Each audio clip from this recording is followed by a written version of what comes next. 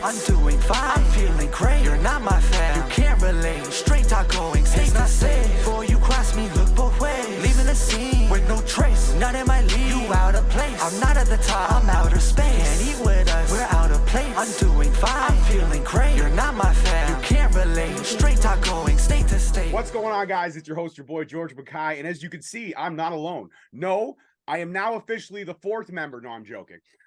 Please help me welcome one of the best, brightest, hungriest young factions here in Ontario Indies. And I'm represented by all three gentlemen here. Let me introduce first, depending on where you're watching, to my left, you got the TDK, the Takedown King, Jackson Roy. You've got the Mouth of the South, Jimmy Hart, no, Mikey Truth.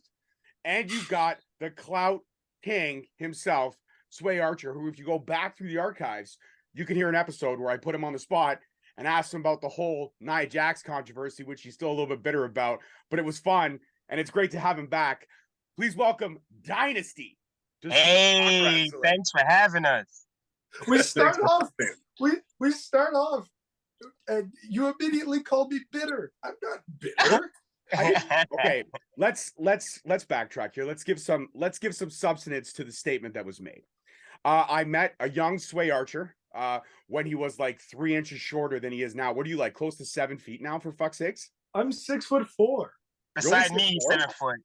Well, yeah, but dude, I look like I'm 6'4" standing next to you, Mike. You're like what, 3'9"? Listen. I'm a giant, the biggest giant in the game. Go ahead, Sway. What were you gonna say? So, one, I'm not bitter about that. Okay. I was taken aback by the question. Two, it's Culture King, not Clout King. But I like Clout King better. Yeah, but it's not your decision. And three, when it comes to the previous episode, I don't fucking remember it. What was it, 2 years ago? 3 years ago? It was pre-pandemic. No, it was way pre-pandemic. We were 1 year in. This was almost 4 years ago now, because I'm going on my 6th year. So we were about 1.5 My memory goes by what is like in my current projects list and maybe like 20 minutes. So, well, whatever. You still remember how amazing the conversation was, because we both had a good time. And you were actually here in the studios, which looks way more different than it did before. Remember I had that big, nasty brown fucking chair, and it was all... I do remember that chair. Yeah, that chair was horrible. That chair had been around. Fuck, that chair was older than me. May that chair rest in peace. May that chair rest in peace, for sure. All right. So let's talk about Dynasty. Let's talk about how this faction, which I said, a lot of people, if you're an Ontario indie fan, you've seen them at shows, you know what they're about, and they're only going to get bigger. They're only going to get bigger. They're going to get more eyes on them, and they're going to slowly start to take over, which is inevitable in most factions. But how did Dynasty come to be? Who was the brainchild of putting it all together? And I mean, there's a lot of egos in the group, but not bad. I don't mean egos in a bad way. I mean, there's a lot of high, strong, tough personalities. How did the three of you coexist and keep the personalities at a level playing field? Who wants to field the question first? Let's go to TDK. Let's go to the Takedown King. Tell me how things happen. Run it. Okay, well, let me start. So Dynasty started about a year ago, like around November of last year. Me, Mikey, and Sway were already having these conversations of just us potentially starting some type of group. We didn't know exactly what the name was gonna be, but like we always wanted to do something. I would say the brainchild behind this is Mikey Truth. He did have this idea of him going back to him playing like these call wrestling games. He always wanted to do a faction, so he had Dynasty in mind. And I do remember at one of the Destiny shows, he came up to me and he told me, like, I want to start this in like the next month. So what do you think about you being the first member and us debuting? I said like, absolutely. I was like, absolutely. This is like my first big thing that could happen for me in wrestling. So I was like, hey, I'm all on board. And then we also wanted Sway in the group because Sway is a veteran here at Battle Arts. Like, he has so much knowledge and he knows so much about like you know, advancing and doing better in the ring and everything. So we wanted him also in the group. But yeah, like we all just have this unity. Like we all come from Caribbean backgrounds, and like I feel like that also connects us. But I would say, yeah, Mikey. Like I would say Mikey knows more about how this thing started because he's the brainchild of it. So I'd actually bring it to Mikey. He can answer more about it. All right. Well, ladies and gentlemen, things are about to get loud. Get a wee bit uncomfortable. And that's just a reality of the situation that you'll have to take. Viewer discretion is advised. It's also discouraged completely. So enjoy the next, I don't know how long before I have to cut him off, but we'll give him 3 minutes to go wild. Go ahead, Mikey. The floor is yours. Yeah. Check. All right. Mr. George, one love. Hey, shout out. Thanks for Straight Talk. Always supporting since day one. I'll never forget that. That's been since day one, always been a support and just pushing us. So everything started off. I mean, I've been in and out of battle arts for the past couple of years. Before even taking wrestling serious, just exercising, and that's kind of how I ran into Sway as well, a couple of years prior.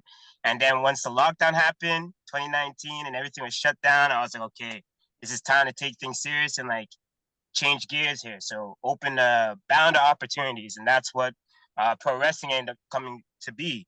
So getting back into training, that's why I linked up again with Sway. Sway was very vital in helping bringing the whole Mikey Truth look together, from my ring gear, Sway Archer's apparel, and all. So he's bringing the image all together. So I always wanted to work with Sway in some sort of form or fashion, whether it him helping out with the gear work or just training with him, because he was always the first one I'd head to just train and like, you know, work catch with. 2019, the new regime with Battle Arts, the new collaboration that was building there. That's where I met Jackson. Jackson came in, and then from there, his amateur wrestling background. I have a little bit of an amateur wrestling background. That kind of like brought us even closer together. We were rolling and kind of impressing like Anthony, you know what I mean? So like he really showed that like we were hungry and showing the fire within us. And then with Nick, Asylum, Stone Rockwell, he was pitching the idea to me as I was gearing towards getting more shows and more independent bookings and dates. He was like, what do you think about being a manager, or enlightening the idea of a manager being a voice or a mouthpiece for a group or leading a group? I was like, that was always an idea I always had in mind. And I always wanted to open up different avenues within this game. So I was not going to second guess that. And I jumped for it. You know what I mean? He asked me, just come up with a bunch of names. Who do you think would fit? And we'll go from there. I gave him a list of like 10 different names, sent it over to him through text. He liked Dynasty the most. I liked Dynasty the most. We felt it like good branding, marketing, it worked, right? So then it was just who would fit. I was already building that chemistry, and I felt like chemistry is the biggest thing with every faction, having a chemistry and people that you gel with. Jackson was one, Sway was the other. I originally was thinking Sway because I always wanted to work with Sway in some sort of capacity. So Sway and Jackson were the first two people I thought about, and it just, by the universe, everything just worked together. And here we are today, you know what I mean? It's good. Well, the man whose name I know is right, but I said it wrong just to pitch him off. Oh, the cultured one. Could you enlighten us on this as well, in your experience in joining Dynasty and linking up with both Jackson and Mikey? Yeah, I suppose I could. This is actually interesting. in regards to talking about the group, I had heard murmurings and ideas about like we should do a group, and being around wrestling for long enough, like I haven't been actively training for a long time because I took breaks for college and I took breaks for like personal stuff, but being around for long enough, the idea of a group gets floated like once a season. So everybody talks about it. So I kind of came to a point where I never really took it seriously. But the idea was floated, and I was like, yeah, like I like the both of them. I always thought that Jackson's style was one that I liked him working because there was a lot of legitimacy missing from people who had that style, from people who wrestled that style. You had people where they're like, I'm I'm a jujitsu guy and I wrestle jujitsu. And it's like, okay, cool. Like, do you train jujitsu? And they're like, oh, like when I was a kid, it's like, oh, okay, so that you're not. That's not you. But like Jackson being a legitimately good Greco-Roman and freestyle wrestler, I was like, okay, this is perfect. Mikey, I remember the first time I saw Mikey. So do I. It haunts my dreams. I think, I legitimately think it was at a practice with Anthony, and Anthony a few times had to tell him to slow down. And I can see that. I was like, yeah, sure, but Jesus Christ, he is so fast. And he was so agile. And then seeing him work, I think the first show I saw him work was the summer show that we did at Battle Arts, the outdoor show. And then after that, I was like, he has like one beam of light, usually incredibly positive, which I like. I like being around him mainly for that reason. Because even when I feel like shit, he's always smiling, he's always happy, there's something up, right? But two, his abilities, I was like, he has a lot of potential. So I was always open to the idea for the two of them. And I came in to a show one day that I wasn't even really planning on doing anything. I was planning on helping.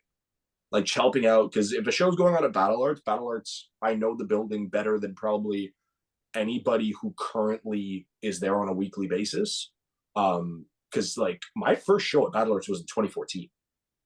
And I've been going there relatively consistently throughout. Like you mentioned Destiny. I've set up the overwhelming, like, not the majority at this point, because when I was in college, I didn't really do much. But when I wasn't in college, I think I only missed like 1 or 2 Destiny shows in terms of setting them up. So I went to help out and set up that show. And Nick actually came up to me and Nick said, so that group with you, Mikey, and Jackson. And I said, what? And I was like, you guys talked about a group. And I'm like, yeah, are we doing it? Like that's gonna be a thing. So I went over and talked to them and we put it together, and that's all through Mikey. Mikey ran the whole behind the scenes thing on that. Mikey still runs most of the behind the scenes stuff in terms of the marketing, in terms of the merch, in terms of certain bookings that we've gotten as a trio, or him and Jackson just facilitating those. So it really is Mikey's brainchild. And I am happy to be a part of it because it involves people that I actually believe in, as opposed to just like haphazardly being tossed into a group. And it's like, oh, okay, like kinda like, no, like I like Mikey and Jackson. So it's a fun time. Absolutely. No, it sounds great. It sounds great. And look at that. I honestly, I learned something today. I didn't know that it was all Mikey's brainchild. I thought it was, an eclectic collaboration, which it sounds like it is in a lot of ways. Ideas are bounced, but Mikey's, top tier. And that's great too, because a lot of times when you're the smallest guy, you want to be put on a pedestal. So yeah, sure, if anything, buddy. He built his own pedestal. Yeah, no, he absolutely did. Actually, the first time I ever really got to call a Mikey Truth match was during it was the HWE Christmas special. It was a Cruiserweight Classic, Cruiserweight tournament, if you will. And I was able to kind of give my predictions. And I think I said a lot of things. And I remember after it dropped, I didn't even know when it dropped. I was so busy with Christmas and shit. When you got kids, like you don't sleep. So you sleep when you're dead. That's just the truth of the matter. And he messaged me on Instagram and he goes, yo, bless up for the kind words. And I was like, cool. I don't remember what I said, but I'm glad you liked it. I just kind of went with what I said. And it wasn't like to be an asshole. It's just, you do so many things. You just crunk out so much content that a lot of time you forget what you did. But I went back and I watched it and I was like, damn, I was on point. I hit everything on point. That was one take. That's one take king. They may call you the takedown king, but I'm the one take king. Okay. Even if I stutter, I stutter for a reason. There's a reason to why things happen. All right. Let's, I said we're going to play a couple games. We're going to play one game at the end, but I want to play another game now. This game is called Name That Faction. So I'm going to start throwing out names of people that have been in factions. And when you think you know it, just, raise your hand and I'll select it. So this one's going to be really easy. I'm going to name like 2 names right off the hop. And if you don't get it, I'm probably going to end the interview. So cautiously, gentlemen, no pressure, but pressure. Okay. So again, I'm going to be naming members of factions. So Triple H, Shawn Michaels,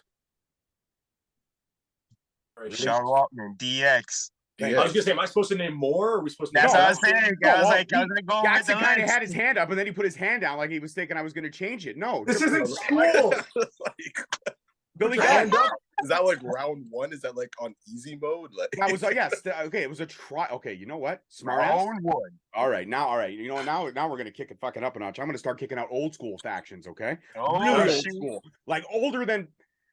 I don't, Mikey, you're like 60, right? Yeah, sure. I'm a 90s baby. Put respect ni- on my okay. name. All right, he's a 90s baby. All right. So this will be a relatively another easy one, but it's a sub faction within a faction, okay? So if that makes sense. So it branched away from the main faction into a faction that only had 5 members. But tread lightly because this could get confusing. Sting, Lex Luger, And then Conan. Wolfpack. Thank you. Wolfpack and the red and Good job. red and black. You said it was a sub faction, and I wanted to let you get a name out, but as soon as you said sub faction, I was like, Wolfpack. Yeah. Yeah. I'm a Sting. I'm a hardcore Sting mark, like ridiculous. So that's why he's right there in the middle of the shirt. He's right there. Sting. Love that guy. Right. That guy can do no wrong in my eyes. Okay, anybody that can walk around, paint your face white with a baseball bat, it's a good day. It's a good day. I mean, So, I'm like, just, are you also a juggalo? a little bit. Okay, Sometimes. that tracks. They do the same thing. Yeah, they absolutely do the same thing. You know what? Don't mock. Don't. I'm sully. not wrong. Don't sully.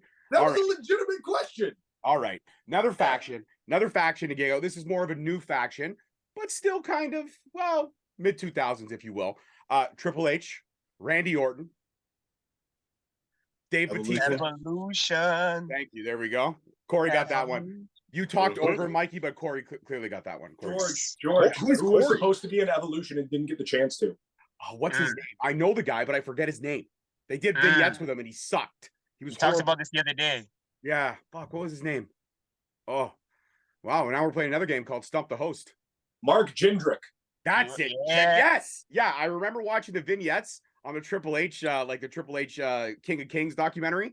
And I was like, when he showed the vignettes, I was like, this is fucking awful. Thank God they cut this fuck. It did not look right. The symmetry was all off with that in it. So that actually leads to my next question. This game's over. You guys did great. I was pretty easy with the questions because I don't want to, I didn't want to see steam come out of Mikey's ears. But Yeah, right. in the terms of building a great faction, brotherhood is essential. You're going to be traveling together. You're going to be getting booked together, like Sway mentioned, dealing with all those kind of things. How is the symmetry with you three guys and the brotherhood in terms of Dynasty? Do you see this faction building into something on a regular basis to where it's going to explode and possibly add more members if it continues to pick up the steam that it is? Who wants to start? It's already somewhat done that. Yes, sir. Like, in regards to branching out by members, I think that we're already on that track. We've got a bunch of people like, that we've partnered up with at various occasions. Derek Smith, formerly known as Stan Smith, sexy Stan Smith, mind you. We've got Mikey does a lot of work at OTT with Xavier Walker. There's definitely room for expansion. However, you also want to you don't want to branch out so far that you lose sight of the original mission, so to speak. All right, and what's the original mission? Mikey, I'll forward this question to you. What's the original mission of Dynasty, or what's the ultimate goal for Dynasty? Other than to legitimately take over. Well, it kind of says it in like our little tagline, you know what I mean? Make history and leave a legacy. That's one of the main ideologies that we want to carry out, is like we want to leave an impact and a stamp no matter what promotion, what territory we're involved in, and no matter what facet. We want to leave a positive standpoint in this game, whether it's as a collective or individually. And to trail back as we branch off, that's the whole thing. We all want to tell our own story, but it's still connected within Dynasty in some sort of way. With Derek Smith, he's going on his own journey of his evolution, his changing of his guard. my relationship with Xavier Walker being his guidance, you see, voice of reason in a way. You know what I mean? Okay. Oh no. Oh You know no. what I mean? Oh fuck. Gimmick infringement. Listen, Damn it. don't mention the voice of reason around me. You Okay? know, I already have personal but beef with the voice of reason. but guiding the career and the line of Xavier Walker throughout OTT, that's been a fun concept, and that's been grown, and that kind of blended into the world of Dynasty as well. So it's dope to see the perspective that we're all getting as a collective and as individuals, telling our own story, and that's the whole goal about it.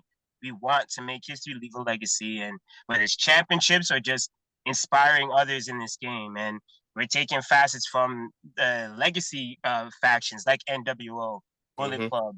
The list goes on, right? They've all expanded. They've all had multiple members, and all those members have told their own story, but they're still connected within the camp. I like that. I think that's a great metaphor and a great way to perceive it to all the wrestling fans out there, especially Bullet Club. I mean, you've had so many different leaders that led the Cub to Exactly. heights at that different time. It was evolution within the evolution of the group, which was fantastic. Exactly. But also with the mindset that once somebody gets too big for the group, well, then they get excommunicated 95% of the time. And usually in Bullet Club terms anyways, a very bad and violent way. Very bad and violent way. Like nobody from Bullet Club gets excommunicated in like a handshake and a retirement party. No, it's more of like, we're gonna fuck you up and then we're gonna leave you in the center of the ring bleeding, and then you're gonna go debut on NXT next week. But it's all good. Deuces, peace. We love you. So that's just the way things work. Now, in terms of booking as a unit, which seems to be something fun, there's a lot of trios championships that are sprouting up all around Ontario. So I mean, I look at Dynasty as a faction that's dangerous in a good way. You've got the speed and agility of a Mikey Truth. You've got the strength of a Jackson Roy, and you've got the ring IQ plus the agility and the hops of a Sway Archer. That's a triple threat that's fucking dynamic and dangerous in so many different ways. How do teams prepare for you? Not to ask them to give you guys away a strategy, but how can teams really compare when you guys can throw 90,000 different things at them, 90,000 different ways? Corey, I'll field this one to you. I don't know who Corey is, but Jackson. Oh, you know what I meant. Shut up. And I don't know. See, you know what? I don't know if there is a blueprint. You know what I'm saying? Sorry, Jackson. I feel this one to you, Jackson. Kayfabing. We're kayfabing, guys. I don't know if there's a blueprint to take on Dynasty, but you say like trios championships and there's other factions going on. That's something that Dynasty definitely wants to be in contention for. We know that there are other factions on the Ontario indie scene that we would love to mix it up with. So that's probably a question for them to ask. Like, how would they go up against Dynasty? Because we are not gonna send over the answers. That's true. Well, I mean, technically, you're currently out of a kayfabe job right now, so I mean, you could send over the answers like a cheat sheet, if you will, while you're on the picket line. I could, but no. You could, but then you're not going to. I'm not going to. You mentioned other factions, and I'm going to field this one over to you, Sway. You mentioned other factions, and that's a question to ask how they would handle you. And there's factions you'd love to mix it up with. Who in Ontario do you guys kind of have your eyes on? Because everyone in Ontario usually has their eyes on each other in terms of always working the same shows or knowing each other through the grapevine that is the Ontario indie scene. But which factions would you guys love to tangle with if given the opportunity? I mean, right off the hop, I could think of one that would be very intriguing for me, which would be Empire. I think that for me would be a match that I would love to get booked. I would love to see Crystal Moon smack the shit out of Mikey Truth. And then I would like to see Sway Archer kick Matt Grant right in his big beanie ass forehead. Yeah, that's right. I was supposed to do that. I was supposed to do that. And unfortunately, I separated my shoulder 9 days before I was supposed to. I believe. I think there was a show, or maybe it was 11 days. I think there was a show on April 6th of this past year, and I separated my shoulder on March 25th. And on that show on April 6th, I was supposed to face Matt Grant for the HWE Cruiserweight Championship. And I never got to do that. So that trio is definitely a trio that I would be happy to face. I probably for the past like 6 months or so, I've been saying that I wanted to branch out and face people that I knew had more experience and more time than me in wrestling.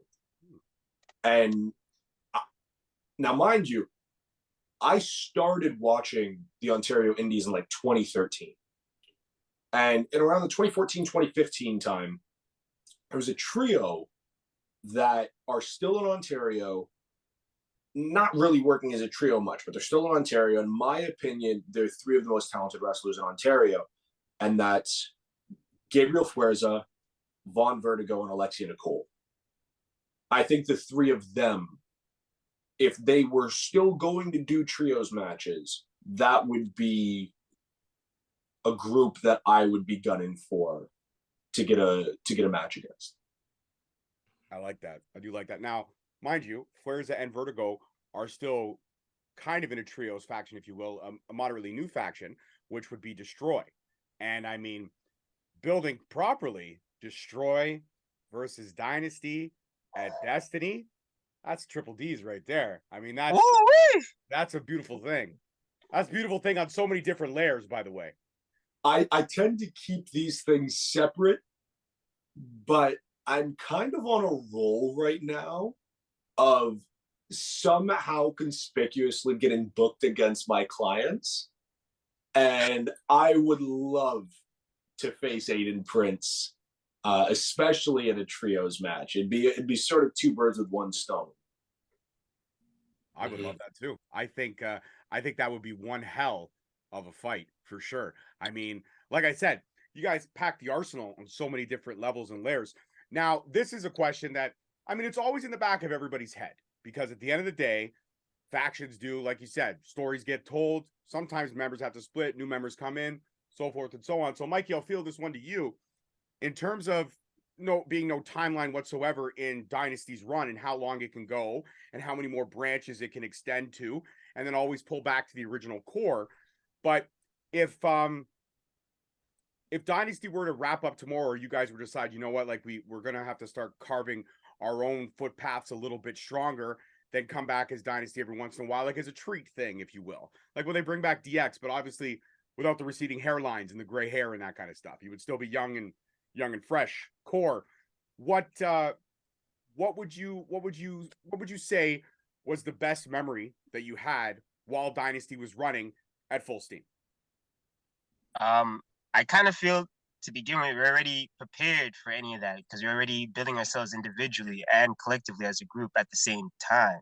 Mm-hmm. So low key, that isn't going to phase us because we're already prepared for those days if it was to happen. You know what I mean?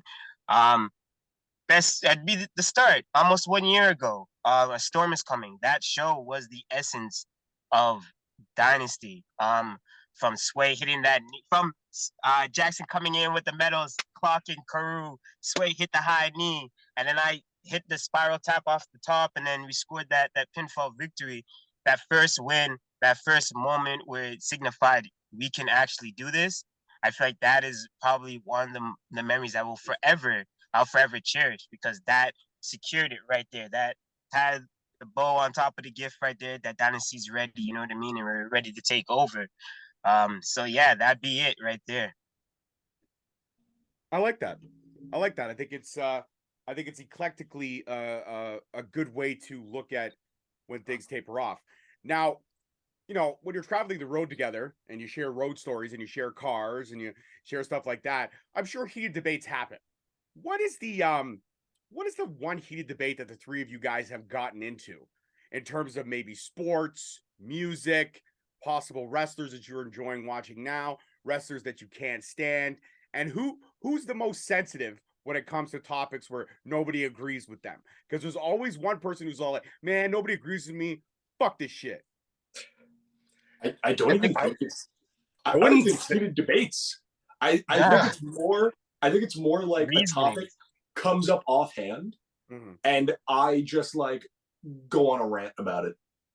It's what it mostly has ended up being. It's what usually happens. You know That's what? actually Though? what usually happens. What was it? I would The other say- day. Oh, the other day.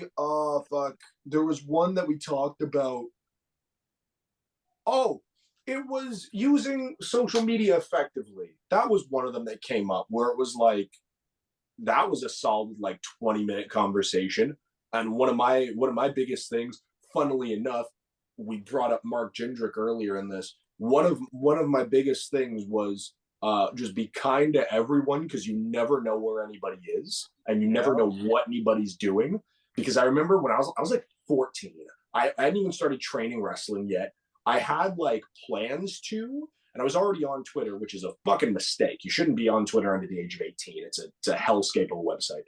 But when I was like 14, I was talking to somebody who was in Atlanta, was talking about a certain wrestling school down there. And I looked up the school and like, okay, well, the mark of a great school is who's come from there. I don't believe that anymore, but that was something that I very much stuck to back then. It was like, well, the talent that came out of there, are they signed? Are they whatever? And I remember seeing it. It was like Mark Jindrak was one of their only talents of merit. And I was like, well, I mean, at the time, they've had many more sets. But I was like, well, I mean, do you want a career like his? Because I was a very ignorant 14-year-old. And Shocking. I remember getting like a talking to from Mark Jindrak on Twitter, who now goes by Marco Corleone, and he has made an absurd career for himself in Mexico, being on Mexican soap operas. Like, one, in my opinion, still has one of the craziest drop kicks. I saw him drop kick a dude who was sitting on another dude's shoulders. Like, his vertical's insane, which it always has been, to be fair. Huge monster of an athlete, wrestles in Mexico at an extremely high level, and then also has achieved other levels of fame down there. And that was like a learning lesson for me. It's like, okay, cool. So just because you think that somebody is not doing anything or not at a high level, it could just be your ignorance. You could just not know what is going on outside of your little bubble of wrestling. Because at that point, like, my bubble of wrestling was WWE and like a little bit of Impact / TNA. Like, I didn't know shit all about anything else. I couldn't tell you what promotions there were in Mexico other than AAA. I couldn't tell you about who the champions were down there. Didn't know much about New Japan. Didn't know much about Noah. Didn't know much about All Japan. So we end up on a long conversation about just being quiet about things that you don't know a lot about, because, especially publicly, because you never know who's watching. You never know who could take offense to the words that you say, and you don't know what you don't know. So that's probably like the longest conversation I've had where like I was very much heated, but not like at any of them. It's a lot of reasoning. It is a lot of reasoning. No, but I can see that. And you know what? I've had the experience of having Sway Archer rants live in living color only a week ago at the New Frontier show. Yep. And you know what? He also threw out a lot of jabs, but I got him good. I actually got him recorded soundbite on the commentary table where we talked about Brampton having an absurd amount of massage parlors, and that I only knew of this because the one and only Sway Archer had given me detailed directions to each and every location. I don't even think that's true, though. I don't know, but it was fucking hilarious in the moment. No, but hold up. Because you were like, Brampton has an absurd amount. And I was sitting over there by like the timekeeper's area going, I'm almost certain if you really thought about it, there'd be more in like Vaughan or something like that. Brampton is such like a puritanical city in so many ways. Like, is there a club in Brampton? There used to be a couple. Now, yeah, there used to be. There really isn't anymore. I'm aging myself big time when I say that, but there used to be the Rock, there used to be the Matrix. That was fun. There used to be Hooterville Station, then it became the Matrix. Oh yeah, we tried so hard, but all Brampton's really known for is just Bad driving. yeah. Well, And it sips. It's really it. It's you know what I will give Brampton credit for though. I will give Brampton credit out of all of the surrounding areas of Toronto. I think Brampton has the best public transit because like I was not able to drive pre-pandemic. I was terrified of it. I was like, fuck that shit. I think it actually hindered me in wrestling because I didn't get to go out to bookings and shit because I was like, I didn't feel comfortable asking for a carpool and I did not drive. So I was taking public transit like to college and all that shit. Brampton, way better than like Vaughan, Mississauga, fuck Hamilton, all that shit. Brampton wins in that one aspect. that's true.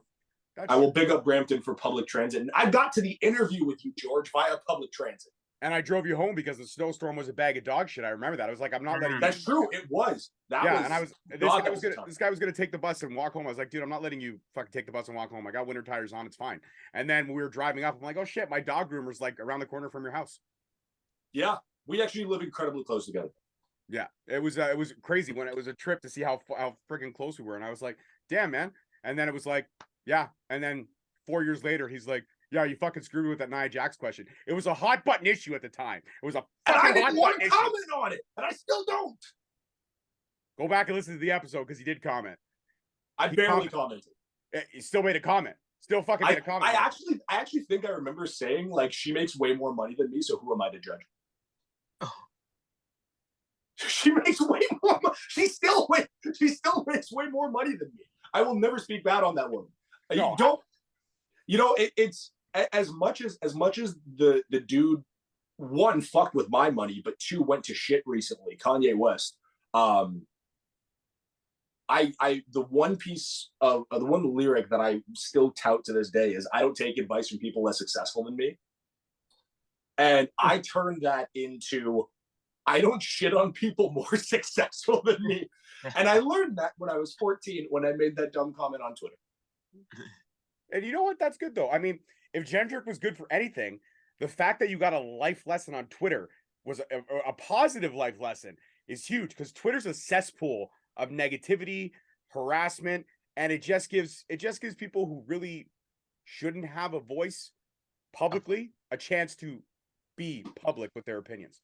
So Jackson, there we go. I said it. We're keeping it kayfabe, guys. Kayfabe. It's all Jackson good. Roy. It's Jackson Roy, guys. Okay, the TDK takedown. Jackson Roy, right there. So Jackson, you actually were going to share a story before Sway went on one of his epic rants that he always loves to go on, which I enjoy. He's so well spoken, yet such a dick in a lot of ways. You can't win them all. No, you can't. You absolutely can't. Listen, you've got a face only a mother could love, and she did because she kept you. When you were born, the doctor took one look at you and said, "What a treasure!" And your mom said, "We should bury it," but your dad said, "No, let's keep it." I literally am one of the prettiest motherfuckers on this call. Okay, fine. Go. You listen. You're right. You're pretty, but I am fucking adorable.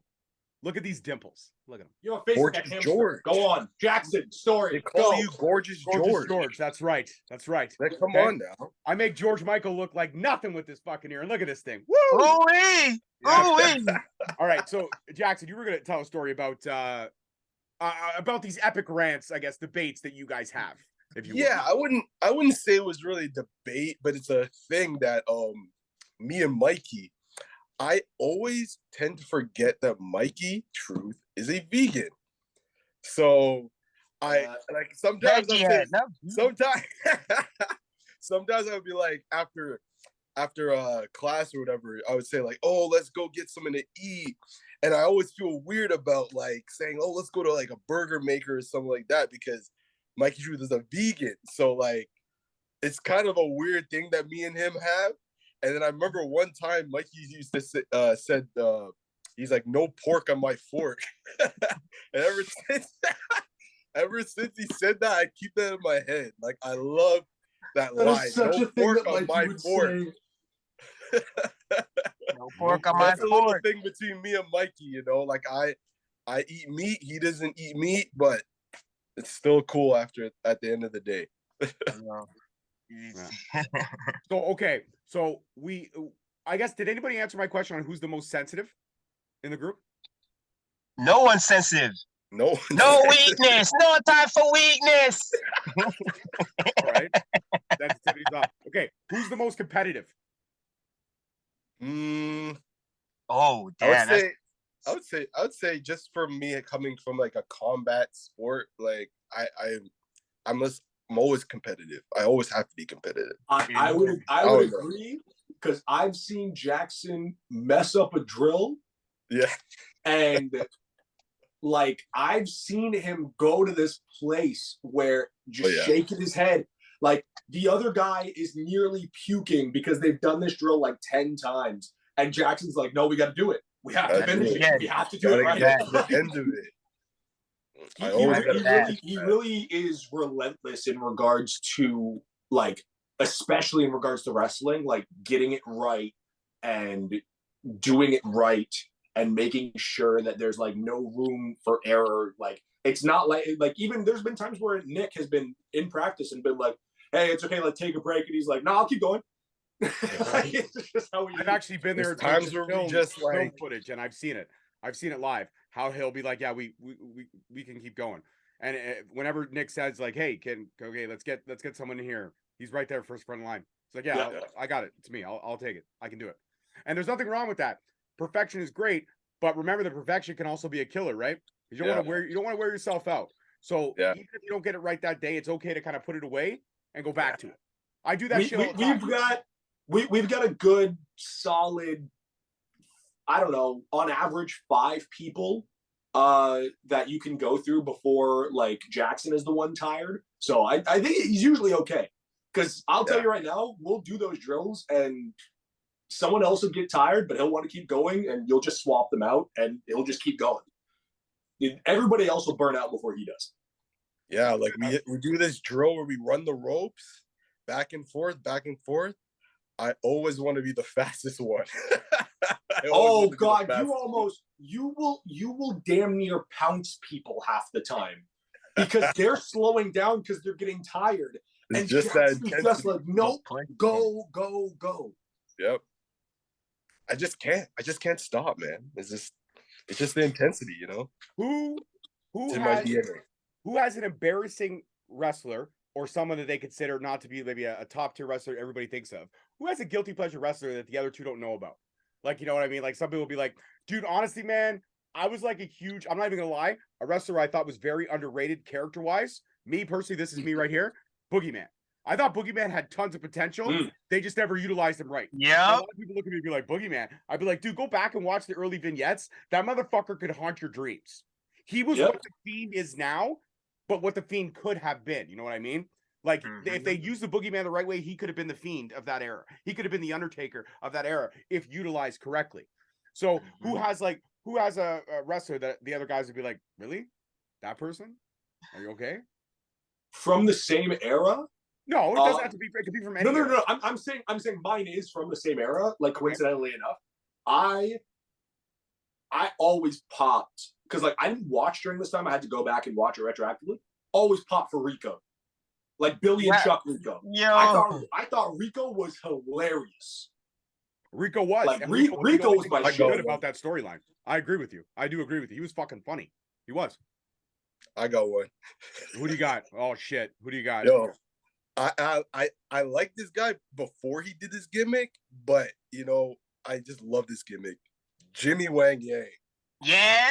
Hell Jimmy yeah. Wang Yang. Yeah. Hell yes. It's just like so entertaining and so good in the ring. Like one of the best moonsaults in the game, too. The best moonsault in the game. Damn. I love Jimmy Wang Yang. He was just like, now I feel uncomfortable. And him as a heel, like that whole cruiserweight division in the mid 2000s was just like amazing. And then when he came back as Jimmy Wang Yang, I was like, yo, this guy's amazing. And now he brought a whole new character. He's amazing, bro. So I'd say Jimmy Wang Yang. Jimmy Wang Yang. Mikey, who you got, buddy? For me, I got 2. Oh, he's got 2. Okay. Throwback WCW Ernest the Cat Miller. Okay. Oh, hell yeah. Yes. All right, I like it. Another one, kind of from that same era, of WWE that we're on the same line as, I'd say Sugar Shane Helms, Hurricane. But okay, What's up with but, that? yeah. So you thought but a Hurricane got over, man. He got over a lot, like big time. I feel like a lot of people doubted him at first till he linked up with The Rock. Then he was out of here. Yeah, for sure. Yeah. Okay, That's I'll give you fair. that. I'll give you that. That's solid. That's solid. I actually have another one. I always look at wrestlers through different time periods of if they were in a time period now, how successful would they be? And I look at some characters from beyond. Like I look at a guy like Barry Horowitz, great technical wrestler, Yeah. was the ultimate, the ultimate jobber in the late 90s or early 90s, late 80s, early 90s. And I feel like Barry Horowitz now with the Jerry curl, and if he was around now, he would be way more successful in this time period, believe it or not. Put a young Barry Horowitz now, I think he would flourish in this time period where people are just very simple.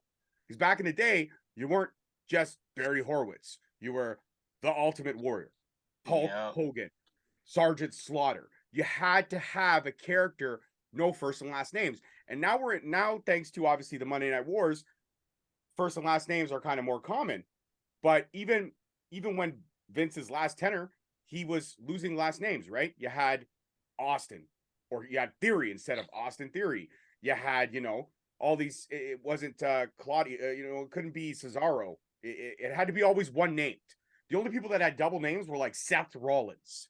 Yeah. Or Dean Ambrose. Like those guys, Roman Reigns. But nobody had Bray Wyatt. Nobody had like this singular name. I feel like Barry Horowitz now in this time period, he would flourish. Do you agree or disagree? I agree. I agree. I'm on that same line with you. I can't hate. I think Barry Horowitz would do really well now.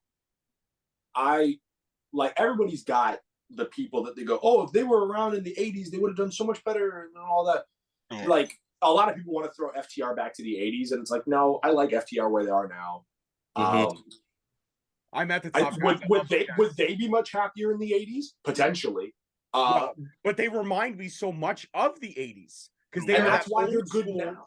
Yeah, but they're old school. They're classic, man. Those NXT matches with fucking DIY, those were legendary.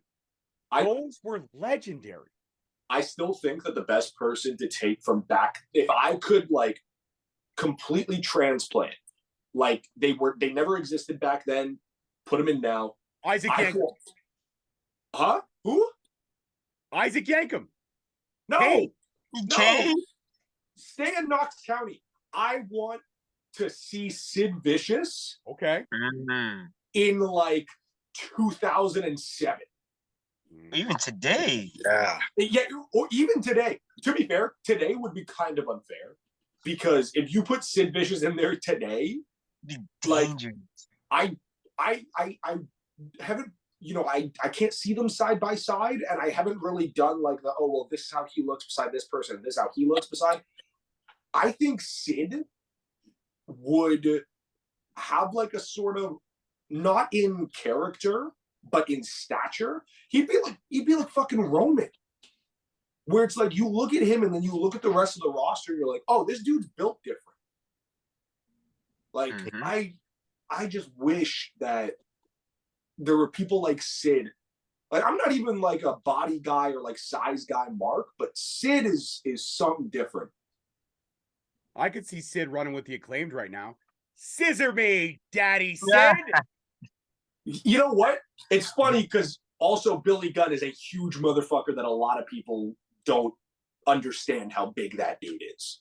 No, I've met him a couple times in person. He is legitimately huge. Huge.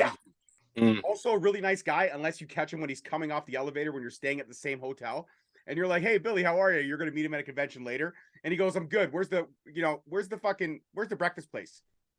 And you're like, cool, I'll just go fuck myself. It's around the corner. Yep. Yeah, personal. Yeah, what can you do?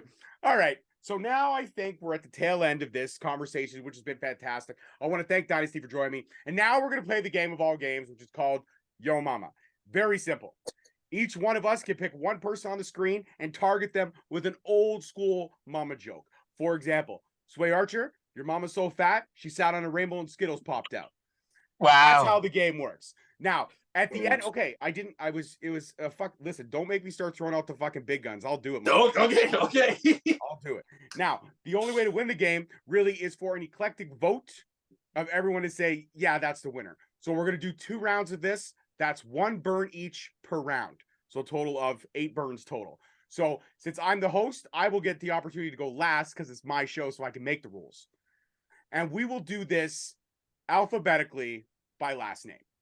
So that would be Archer going first, Roy going second, Truth going third, and me going fourth because it's my show and I can make the fucking rules. So, Sway, round 1, pick your opponent and hit him with what you got. Go. George, your mama's so old. She's got pictures of her holding Bobby Fish as a baby. Not bad. All right. Roy, you're up. What do you got? You can't use me. I've already been picked. You have to pick someone. That's how it goes. I didn't know that was the rules, damn it. Damn, I thought we just would've saved roasted. The roast of George. No. There will You be no gotta wait roasting. this time, man.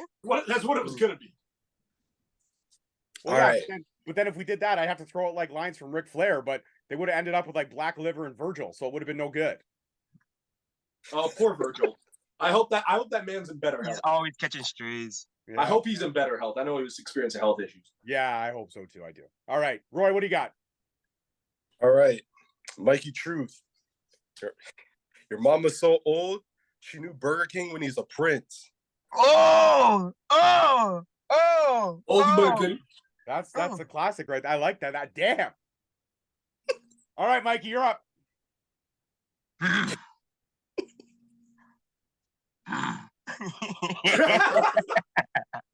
Who do I go for? I don't even know. You can't. Go Your for me. mama's so fat when she wears purple. You mistaken for Barney. Wait, but who? But whom? Oh, y'all. All right. Fuck it. Okay, I'm going next. Since Mikey obviously doesn't understand the fucking rules, I'm going next. I'm going to Jackson Roy. Jackson Roy. Your mama's so stupid, she got hit by a parked car. I mean, you're insulting me. I've done it. You got Oh, hit by a shit. parked car?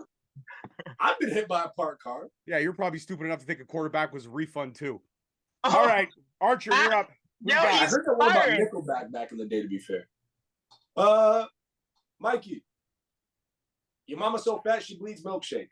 Oh. Easy. Ooh. Damn, that I haven't heard that one in forever. Fuck. Ooh. Yeah, you know what? That's an oldie. That's one a I goodie, heard when I though, was in right? elementary You are leading the way in Yo Mama. All right, Jackson, you're up. Who you going at? All right, George.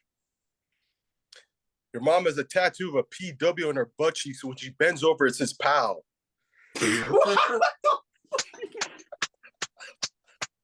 That might be the one. I'm done. I can't. You have to.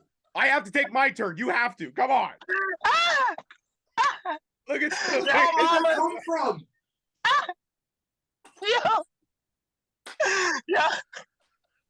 Y'all mama's so fat. Y'all mama's so fat. When she wears the yellow dress, we don't know if it's the magic school bus and she's gonna make mistakes and get messy. What the fuck is going on? All right, here we go. I'm going full Stallone right now, okay? When the hat goes around, the machine's in business. Spinning it. Oh, Spinning it. damn. I'm going at Sway Archer. Okay. Do your worst.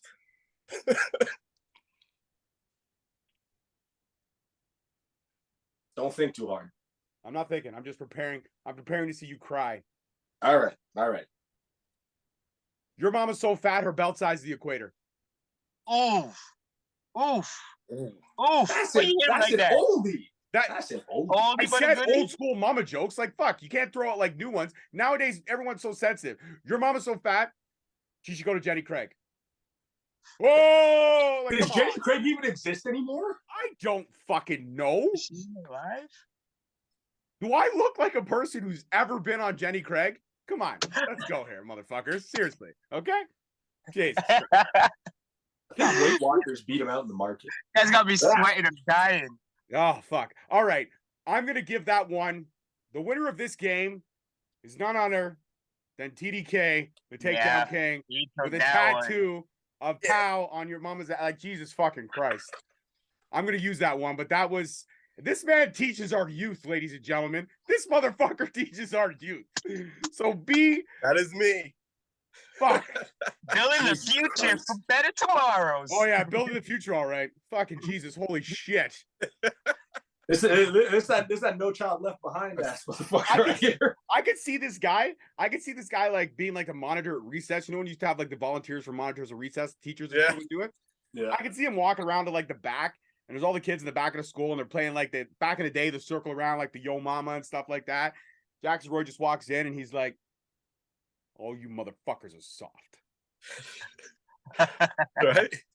No, Yeah. like me and my boys used to do this all the time. Like, you know, you remember the show Yo Mama?